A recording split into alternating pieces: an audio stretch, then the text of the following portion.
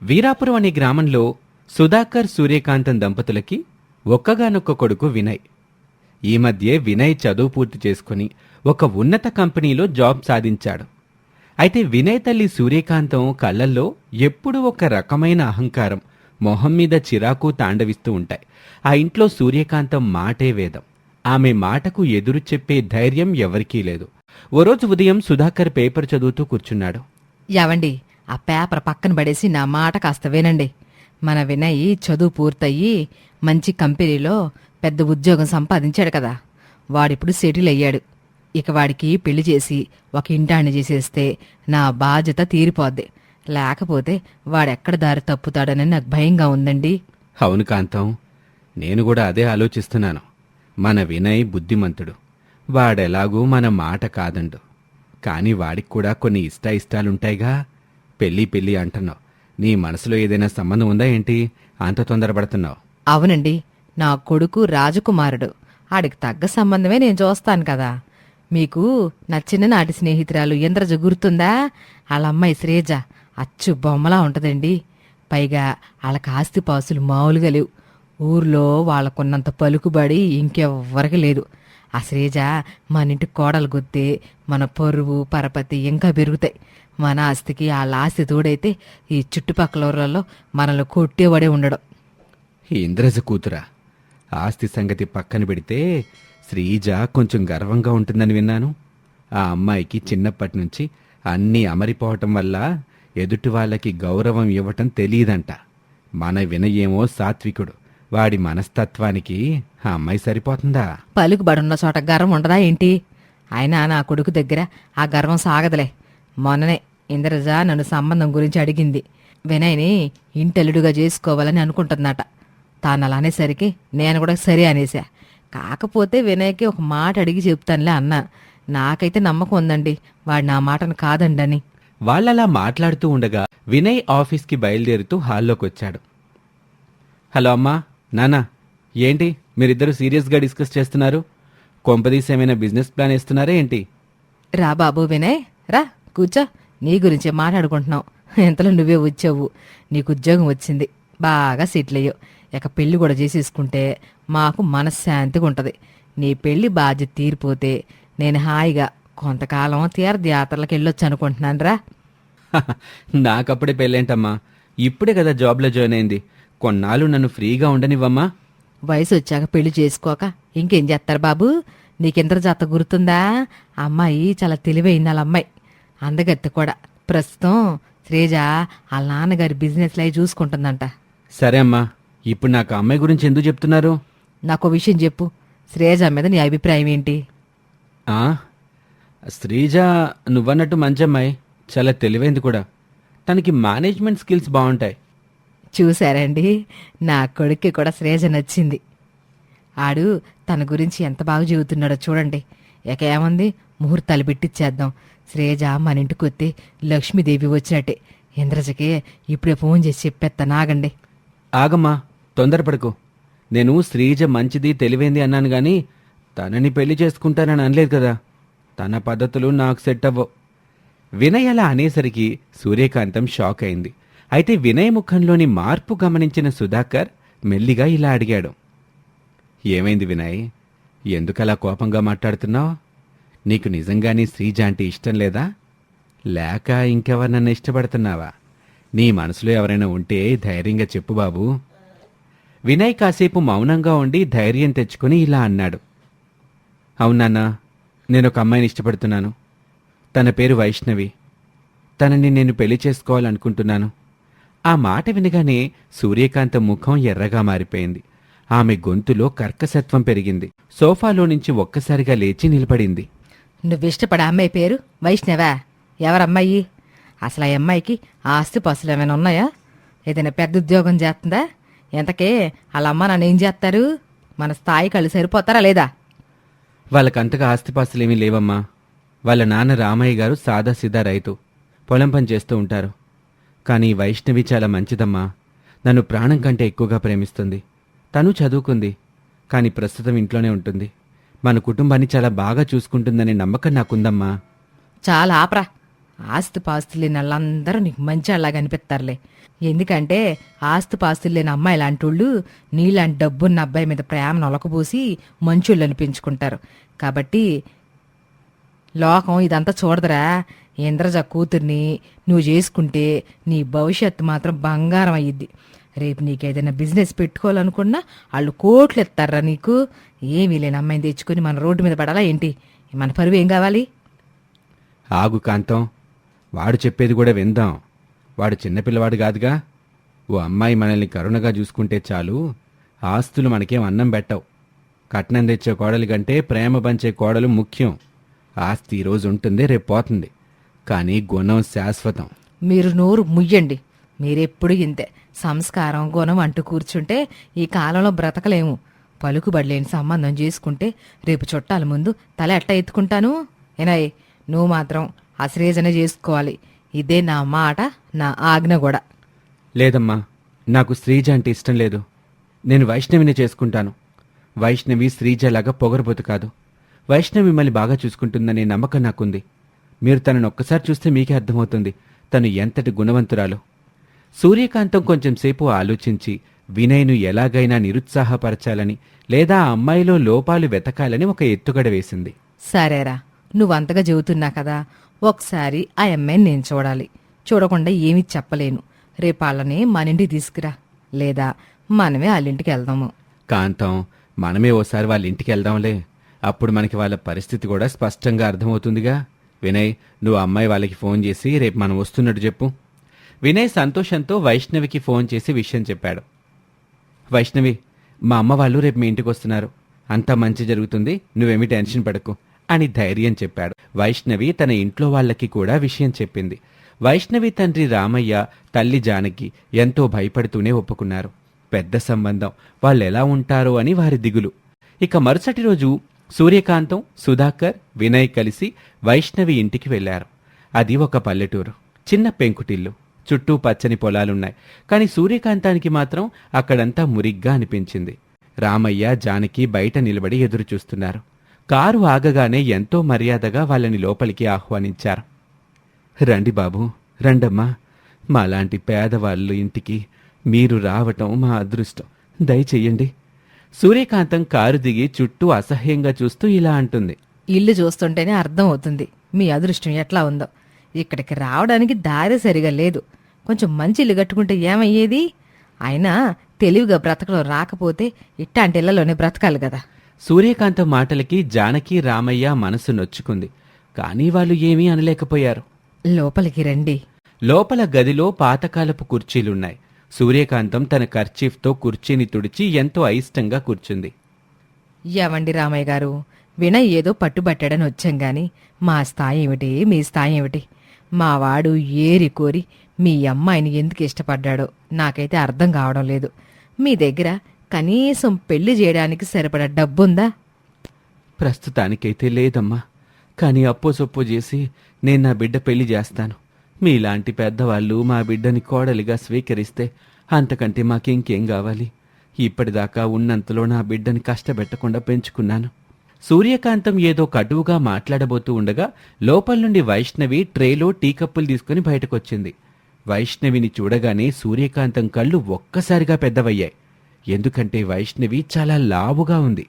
సూర్యకాంతం ఒక్కసారిగా సోఫాలో నుంచి లేచి గట్టిగా అరుస్తూ, ఒరే వినయ్, ఏంటిరా ఇది? నువ్వు ప్రేమించినమ్మ ఏమా? ఆ అరుపుకి అందరూ బిత్తరపోయారు. వైష్ణవి చేతిలోని ట్రే వణికిపోయింది. టీ కప్పులు కింద పడబోయాయి. ఏమైందమ్మా? అందరూ చూస్తున్నారు, ఎందుకలా అరుస్తున్నావు? ఇంకా ఏమవ్వాలరా? ఈ ఏనుగునేనా నువ్వు పెళ్లి చేసుకుంటున్నా అంటున్నావు? ఆస్తి లేకపోయినా పర్వాలేదు, గుణం ఉంటే చాలన్నావు. కానీ కనీసం అందం కూడా లేదు కదరా. అసలు ఏం చూసినా ఈ అమ్మాయిని ఇష్టపడ్డావు? ఈ లావేంటి, ఆ వెంత ఆకారం ఏమిటి? ఇట్లాంటి దాన్ని నా కోడలుగా నా ఇంటికి తీసుకెళ్తే ఊళ్ళు వాళ్ళందరూ నా వెనకాల ఎట్ట నవ్వుతారో తెలుసా నీకు? అలా అనకండమ్మా. నా కూతురు కొంచెం బొద్దుగా ఉన్నా దాని మనసు చాలా మంచి తల్లి. నా కూతురింటి పనులని చకచకా చేసుద్ది. మనసు ఎట్టాంటిదో ముఖం మీద రాసి ఉండదు రామయ్య గారు. ఈ అమ్మాయిని చూస్తుంటేనే నాకు తిప్పుకొస్తుంది. వినయ్, నా మాటిను. ఇప్పుడే ఇక్కడి నుంచి బయలుదేరదాం. ఇట్లాంటి సంబంధం మనకు వద్దురా బాబా. ఇంద్రజ కూతురు శ్రీజన్ చూడు ఎంత స్లిమ్గా స్టైలిష్గా ఉంటుందో. ఏం పక్కన నువ్వు నిలబడితే జనం నవ్వుతారు. కాంతం, ఆవేశపడకు. అలా మాట్లాడడం తప్పు. అమ్మాయి ముఖం చూడి ఎంత కలగా ఉందో. లావుగా ఉంటే తప్పేంటి? పెళ్ళయ్యాక డైటింగ్ చేస్తే తగ్గుదిగా. మీకంతా కలగానే కనిపించుద్ది. నేను మాత్రం ఈ పెళ్లికి ఒప్పుకోను. ఏనుగు లాంటి కోడలు నా ఇంట్లో ఉంటే నేను చూడలేను. పదండి బయటికి. ఏనాయ్, నువ్వు వస్తున్నావా లేదా? సూర్యకాంతం రామయ్య జానకి ముందే వైష్ణవిని తన మాటలతో నిలువునా దహించి వేసింది. వైష్ణవి అవమానంతో తలదించుకుని వినయ్ వైపు దీనంగా చూసింది. ఆమె కళ్ళల్లో నీళ్లు తిరుగుతున్నాయి. వినయ్కి ఏం చేయాలో అర్థం కావటం లేదు. సూర్యకాంతం విసురుగా బయటకు నడిచి, ఇలాంటి సంబంధం తెచ్చినందుకు నీకు బుద్ధి చెప్తాన్రా వినయ్ అంటూ కారులో కూర్చుంది. వినయ్ తన తల్లిని ఎదిరించి వైష్ణవిని పెళ్లి చేసుకోగలడా? లేక తన తల్లి మాటే వేదమని ఊరుకుంటాడా? సూర్యకాంతం ఇంటికి కోడలిగా వైష్ణవి వెళ్తుందా లేక శ్రీజ వెళ్తుందా? ఈ విషయాలన్నిటికీ సమాధానం తెలియాలంటే తర్వాతి ఎపిసోడ్ చూడాల్సిందే. ఇది ఇవాల్టి కథ. మరొక ఎపిసోడ్ కోసం మా ఛానల్ని ఇప్పుడే సబ్స్క్రైబ్ చేసుకోండి. Thank you for watching. Girijapuram అనే ఊళ్ళో కుండల కొండయ్య కుటుంబం ఉంటుంది. తరతరాలుగా ఆ ఊళ్ళో కుండలు చేసుకుని బ్రతికే కుటుంబం వాళ్లది. కానీ మారుతున్న కాలంలో రిఫ్రిజిరేటర్లు, కూలర్లు, ఏసీలు అని రకరకాల పోకడలు పుట్టుకురావటంతో కుండల వాడకం తగ్గింది. దాంతో కుండల కొండయ్యకి కుటుంబం గడవటమే గడ్డుగా మారింది. అయినా సరే తమ కష్టాలన్నీ తన తరంతోటే ఆగిపోవాలని కొండయ్య తన కొడుకుని ఎంతో కష్టపడి చదివిస్తున్నాడు. ఇప్పుడు అతని కొడుకు రవి పట్నంలో ఒక పెద్ద కాలేజీలో పీజీ చేస్తున్నాడు. చిన్నతనం నుండి తండ్రి కష్టం చూస్తూ పెరగటం వల్ల రవికి చదువంటే చాలా పట్టుదల. అందుకే సాధ్యమైనంత వరకు తండ్రికి ఖర్చు తగ్గేలా మెరిట్ స్కాలర్షిప్లు సాధిస్తూ తన చదువుని కొనసాగిస్తున్నాడు. ఒకసారి సిటీలో ఉన్న రవి క్లాస్మేట్ అనిత రవితో ఇలా అంటుంది. రవి, నేను నీతో మాట్లాడాలని అంత ట్రై చేస్తున్నా, నువ్వెందుకు నన్ను అవాయిడ్ చేస్తున్నావు? చూడనిత, నువ్వు ఏ ఉద్దేశంతో నాతో మాట్లాడాలనుకుంటున్నావో నాకు అర్థమైంది. కానీ నీ మనసులో ఉన్న ఉద్దేశం ఏదీ నా మనసులో లేదు, రాదు కూడా. ఎందుకంటే మా కుటుంబం ఉన్న పరిస్థితుల్లో నేను చదువు పూర్తవగానే మంచి ఉద్యోగం చూసుకొని నా కుటుంబ బాధ్యతల్ని తలకెత్తుకోవాలి. సరే రవి, ఇంకా దాపరికం లేదు. నేను నిన్ను మన డిగ్రీ రోజుల నుండి ఇష్టపడుతున్నాను. నీకోసమే పీజీ జాయిన్ అయ్యాను. అసలు నీలాంటి తెలివైనవాడు, హార్డ్ వర్కర్ నాకు లైఫ్ పార్ట్నర్ అయితే బాగుంటుంది అనిపిస్తుంది. అందుకే నీకు నా ప్రేమ అర్థమైతే మనం పెళ్లి చేసుకుందాం. లేదనిత, నువ్వు డబ్బున్న ఇంటి పిల్లవి. నీకు చదువుతో పాటు ఇలా ప్రేమలు గీమలు అనే వేరే ఆలోచనలు రావచ్చు. కానీ మా పేద బ్రతుకుల్లో మాకలాంటి ఆలోచనలు రావు. అయినా నా గురించి నీకేం తెలిసి నన్ను ప్రేమిస్తున్నావు? త్వరగా చదువు పూర్తయి నేను ఉద్యోగం చెయ్యాలి. ఆ వచ్చే జీతంతో మా నాన్న నా చదువుల కోసం చేసిన అప్పులు తీర్చాలి. పెళ్లికి ఎదిగిన నా చెల్లెలి కోసం కొంత సేవింగ్స్ చెయ్యాలి. ఇలా ఒకటి కాదు, రెండు కాదు, నా మీద చాలా బాధ్యతలున్నాయి. అందుకే నువ్వు నా సంగతి మర్చిపో. నీకేం, నువ్వు మంచి పిల్లవి. నీలాంటి మంచి పిల్లకి మంచి పార్ట్నర్ తప్పకుండా వస్తాడు అంటూ అంత డబ్బున్న పిల్ల తనకి ప్రపోజ్ చేసినా కాదని చెప్పేశాడు రవి. ఇక ఇదిలా ఉంటే అక్కడ ఊళ్ళో రవి కుటుంబం పరిస్థితి ఎలా ఉందో చూద్దాం. ఒకరోజు కుండల కొండయ్య దిగులుగా కూర్చున్నాడు. అప్పుడు తన కూతురు పావని వచ్చి, ఏంటయ్యా అట్ట దిగులుగా కూర్చున్నావు? అన్నయ్య గురించేనా? అబ్బే, నా కొడుకు గురించి నాకు ఆలోచన ఏటుంటదమ్మా. నా దిగులు ఆడి గురించి కాదు. ఈ 7 వేసవి కాలం పక్కూరి షావుకారు ఓ 300 కుండలు కావాలని చెప్పాడు. వాటికి మంచి ధరిత్తానన్నాడు. కాని మన కర్మెట్ట కాలిపోయిందో చూసావా? మొన్న ఈదుల్లో ఆ అల్లరి గుంపులిద్దరూ తన్నుకొని మన కుండలన్నీ బద్దలు కొట్టేశారు. ఇప్పుడు ఈ టయానికి కుండలేయకపోతే షావుకారు చెప్పిన డబ్బులివ్వడు. ఏటోనమ్మా, గోరు చుట్టు మీద రోకలి పోటల్లే అయిపోయింది మన బతుకు. ఇంకెన్నల్లా అయ్యా, అన్నే చదివి 7 అయిపోతుందంట కదా. గమ్మునేదో కొలు చూసుకుంటానని మొన్న పండగకు వచ్చినప్పుడు చెప్పాడు కదా. ఇక అంతా అన్నయ్య చూసుకుంటాడులే. అందాక నీ కుండలు చేయడంలో నేను తోడుంటా కదా. ఏంటోనే పిల్ల, పెళ్ళిడికొచ్చిన పిల్లవి. నీకు పెళ్లి చెయ్యాలన్నా నాకు చెయ్యి సాగేలా లేదు.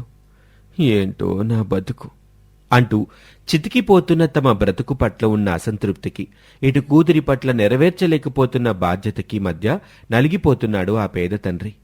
అలా రోజులు గడుస్తున్నాయి. మరోవైపు సిటీలో చదువుకుంటున్న రవి చదువు పూర్తయింది.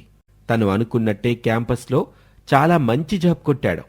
కాని అనిత తనని ప్రేమిస్తున్న విషయం చెప్పిన దగ్గర నుండి అతని మనసులో ఏదో ఒక మూల ఆమె గురించిన ఆలోచన మొదలవటంతో ఆమె తనని ఎంతగా ఇష్టపడుతుందో తెలుసుకున్నాడు.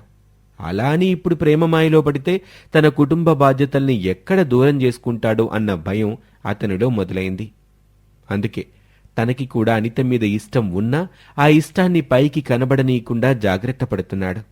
అలా తనకి ఉద్యోగం వచ్చిన తర్వాత ఆ శుభవార్తని తన తండ్రి చెల్లితో పంచుకున్నాడు. అయ్యా చూసావా, నేను చెప్పలేదా అన్నయ్య ఎట్టాగైనా ఉద్యోగం సంపాదిస్తాడని? ఇప్పుడు చూడు ఎంత పెద్ద ఉద్యోగం వచ్చిందో అన్నయ్యకి.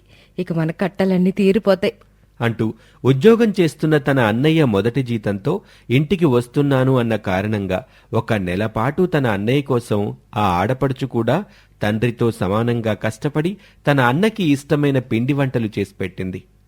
అలా తన అన్న ఒకరోజు ఇంటికి రానే వచ్చాడు. కాని అతని పక్కన అనిత కూడా ఉంది. ఆ జంటని చూసిన ఈ తండ్రి కూతుళ్ళిద్దరూ ఆశ్చర్యంగా చూస్తూ ఉండిపోయారు. అప్పుడు రవి, నన్ను క్షమించినన్నా, తప్పనిసరి పరిస్థితుల్లో తనని పెళ్లి చేసుకోవాల్సి వచ్చింది. తన పేరు అనిత, నాతో పాటు చదువుకున్న పిల్ల. ఎన్నాళ్ళగానో తను నన్ను ఇష్టపడుతుంది. ఆ విషయం వాళ్ళ ఇంట్లో తెలిసి చాలా పెద్ద గొడవే జరిగింది. చివరికి మాకు పెళ్లి కాకపోతే తనని తన వాళ్లు వేరే చోటికి పంపేయాలనుకున్నారు. అందుకే మీకు మాట కూడా చెప్పకుండా పెళ్లి చేసుకున్నాను అంటూ తన తప్పనిసరి పరిస్థితి గురించి తండ్రికి సంజాయిషీ ఇచ్చుకున్నాడు. అప్పుడు ఆవేదన నిండిన గొంతుతో ఆ తండ్రి, అదేట్రా అయ్యా, అంత సులువుగా చెప్పేస్తున్నావు. యువతల నీకు పెళ్ళిడికొచ్చిన చెల్లెలుంది. దాని మాట గుర్తు రాలేదా నీకు పెళ్లి చేసుకునేటప్పుడు? అయ్యా, అయిపోయింది ఏదో అయిపోయింది. అయినా అన్నయ్య చెప్తున్నాడు కదా తప్పనిసరి పరిస్థితుల్లో పెళ్లి చేసుకున్నానని. ఇప్పుడేటి నీకు ఇబ్బంది? అవతల చూడు మా వదిన ఎంత చక్కగా ఉందో. అన్నయ్య, వదిన, ఈ మాటలేవి పట్టించుకోబాకండి, రండి లోపలికి అంటూ తన తండ్రి కోపాన్ని తోసిపుచ్చి తన అన్నని, కొత్తగా వచ్చిన వదిన్ని ఆప్యాయంగా ఇంట్లోకి తీసుకెళ్ళింది. ఇక అది మొదలు అతి తక్కువ సమయంలోనే అనిత ఆ ఇంటి వాళ్లతో బాగా కలిసిపోయింది. పుట్టటానికి డబ్బున్న వాళ్ల ఇంట్లోనే పుట్టినా కోరి కోరి ఒక పేదవాణ్ణి చేసుకుంది కాబట్టి తను కూడా తన అత్తవారింట్లో బ్రతకటానికి అలవాటు పడింది. ఒకరోజు మరదలు పావని తన వదినతో, వదినా, అన్నయ్యతో పాటు నువ్వు కూడా చదువుకున్నావు కదా, మరి నువ్వు కూడా అన్నయ్యతో పాటు వెళ్ళి పట్నం లేదని ఉద్యోగం చేసుకోవచ్చు కదా. ఈ పల్లెటూళ్ళలో నీకేడు తోతది చెప్పు. ఈడ ఈ సంగతి, ఇంటి సంగతి నేను చూసుకుంటాలే. నాకెన్నాళ్ళ మట్టు అలవాటే ఇదంతా. చూడమ్మా పావని, నేను మీ అన్నయ్య జీవితంలోకి వచ్చింది తన కుటుంబ బాధ్యతలు పంచుకుందామని. అంటే ఆయన లేని చోట్ల నేనుండి తన పాత్రని పోషిస్తానని తనకి మాటిచ్చాను. కనుక ఇప్పుడు నేను నిన్ను మావిని వదిలి పట్నం పోలేను. నీకు పెళ్ళై నువ్వు అత్తారింటికి వెళ్ళాకే ఏదైనా ఆలోచిస్తాను. అంతవరకు నీకు మావయ్య గారికి తోడుగా నేనిక్కడే ఉంటాను అంటూ తన పేద మరదలు మామగారి మీద తనకున్న బాధ్యత గురించి చెప్పేసరికి ఆ మరదలికి కళ్ళల్లో ఆనందం, దుఃఖం కలిసొచ్చేశాయి. అలా ఒక ఆయనింటి పిల్ల తమ కోసం తమ ఇంట్లో పేదరికాన్ని అనుభవిస్తుంటే ఆ మరదలికి ప్రాణం కొట్టుకునేది. పైగా ఆ ఏడాది వేసవి చాలా త్వరగా వచ్చేయటంతో వేడిగాల్పులు త్వరగానే మొదలైపోయాయి. ఆ వేడిని భరించలేక ఆ డబ్బున్న వదినికి ఆరోగ్యం పాడైపోయింది. అప్పుడు డాక్టర్ పావనితో ఇలా అంటాడు, చూడమ్మా, ఇందులో భయపడాల్సింది ఏమీ లేదు. మీ వదిన ఏసీల్లో పుట్టి పెరగటం వల్ల ఈ వాతావరణంలో వేడిని తట్టుకోలేక ఇబ్బంది పడుతుంది అంతే. అందుకే తన ఒంటికి అలవాటు పడే వాతావరణం ఉంటే ఇప్పుడు త్వరగా కోలుకుంటుంది. లేదా ఇలా కొన్నేళ్లు గడిస్తే తనకే అలవాటైపోతుంది అని డాక్టర్ చాలా తేలిగ్గా చెప్పినా చలువ గదుల్లో పెరిగిన తమ వదిన ఇలా తమ పాకల్లోకి వచ్చి ఇబ్బంది పడటం ఇష్టం లేక ఆ మరదలు తన వదిన కోసం ప్రత్యేకంగా ఒక కుండ కూలర్ని తయారు చేసింది. తమ ఇంట్లో ఉన్న పాడుబడిన టేబుల్ ఫ్యాన్లో ఫ్యాన్ తీసుకెళ్లి ఆ కుండలో బిగించి ఒక కుండ కూలర్ని తయారు చేసి అందులో నీళ్లు నింపి తన వదిన కోసం ఆన్ చేసింది. అంతే, తన ఇంట్లో ఏసీ గదిలో ఉన్నప్పుడు ఎంత చల్లగా అయితే ఉండేదో అంతే చల్లగా ఆ కుండ కూలర్ నుండి వచ్చే గాలి కూడా ఉండటంతో ఆ వదిన గారు త్వరగానే కోలుకుంది. అలా జరగటానికి 10 రోజులు పట్టింది. ఈలోపు మంచి మిటమిటలాడే ఎండలు మొదలైపోయాయి. ఆ మరదలు తన వదిన్ని ఆ కుండ కూలర్ ముందు నుండి కదల్నీయకుండా అన్నీ తన వదిన కాళ్ల దగ్గరికే చేసి పెడుతుంది. ఆ తర్వాత అంత ఎండలో తన తండ్రికి సహాయంగా కుండలు తయారు చేయటంలో సహాయం చేస్తూ ఉంటుంది. అలా తన మరదలు మామగారు పడుతున్న కష్టం చూసిన అనిత ఒకరోజు, పావని, నువ్వు మావయ్య గారు కలిసి ఇంత కష్టపడి కుండలు తయారు చేస్తున్నారు కదా, దానికి మీకు గిట్టుబాటయ్యే ధర ఎంత? 30 రూపాయలకి మన కాడ ఆ షావుకారు కొంటాడు దినా. ఏంటి 30ఏనా? మరి అదే కుండ మార్కెట్లో 80 100 రకరకాల రేట్లకి అమ్ముతున్నారు కదా. ఏమో వదినా, మనకు అవన్నీ తెలదు, మనకు గిట్టుబాటు అయ్యేది అంతే అని తన మరదలు చెప్పిన జవాబు విన్నాక అంత ఎండలో తన వాళ్లు పడుతున్న శ్రమ ఎంత దోపిడీకి గురవుతుందో తెలుసుకుంది ఆ వదినగారు. ఎంతైనా చదువుకున్న పిల్ల కదా, తన మామగారికి మరదలికి తన వల్ల మేలు జరగాలనుకొని ఒకరోజు వాళ్ళిద్దరితో మాట్లాడుతుంది. మావయ్య, మరదలా, నాకొక ఆలోచన వచ్చింది. మీరింతెండలో అంతంత కష్టపడి చేస్తున్న కుండల వల్ల మీకు శ్రమ దోపిడీ తప్ప ఏమీ మిగలడం లేదు. అందుకే నాకు ఒక ఆలోచన వచ్చింది. నా ఫ్రెండ్ ఒకతనికి ఫ్యాన్స్ అండ్ కూలర్స్ ఇండస్ట్రీ ఉంది. పావని, మొన్న నువ్వు నా కోసం తయారు చేసిన కుండ కూలర్ నిజంగానే ఏసీలా అనిపిస్తుంది. ఎలాగో ఇది వేసావు కనుక నువ్వు నా మీద ప్రేమతో తయారు చేసిన కుండ కూలర్కి మనం పేటెంట్ తీసుకుందాం. నా ఫ్రెండ్తో కలిసి ఆ కుండ కూలర్స్ ప్రొడక్షన్ మొదలు పెడదాం. దానివల్ల మనకి ఖచ్చితమైన ఆదాయం వస్తుంది. ఒకవేళ లాభాలు బాగుంటే పార్ట్నర్షిప్ కూడా వస్తుంది. అంతేకాదు, ప్లాస్టిక్ వాడకం తగ్గి పర్యావరణానికి కూడా మన వల్ల మేలు జరుగుతుంది అంటూ తమ వదిన చెప్పిన ఆలోచన ఆ మరదలికి బాగా నచ్చింది. అందుకే తన తండ్రిని ఒప్పించి కుండల తయారీ నుండి కుండ కూలర్స్ తయారు చేయటం మొదలుపెట్టించింది. అంతే, ఈ పల్లెల్లో తయారైన మట్టి కుండ బాడీకి ఆ సిటీలోని ఫ్యాక్టరీలో ఫ్యాన్సు మోటార్సు అసెంబుల్ అవ్వటం, అటు నుండి అటు ఆ కుండ కూలర్స్ మార్కెట్లోకి వెళ్లటంతో ఆ ఏడాది వేసవి తొలి రోజుల్లోనే ఆ కుండ కూలర్స్కి చాలా మంచి డిమాండ్ వచ్చింది. దాంతో కేవలం ఆ తండ్రి కూతుళ్లే కాదు, ఆ ఊళ్ళో కుండలు తయారు చేయగలిగే కళాకారులందరినీ పోగేసి ఆ కుండ కూలర్స్కి బాడీస్ తయారు చేయటాన్ని చిన్న పరిశ్రమగా మొదలుపెట్టారు.